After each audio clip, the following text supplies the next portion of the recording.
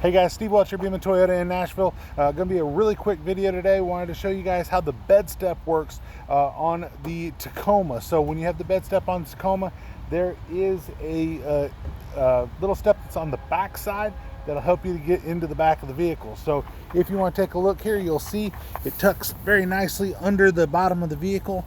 You can actually grab it and just pull it down, and it comes down, push it, goes up, right?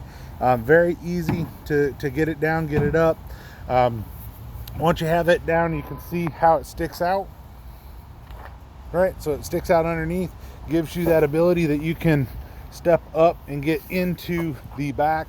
Obviously, if you have the tailgate down, you can see that it still allows you to get up.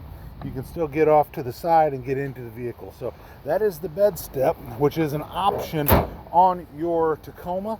You can add it after the fact, you can get it from the factory, but that is what the bed step looks like.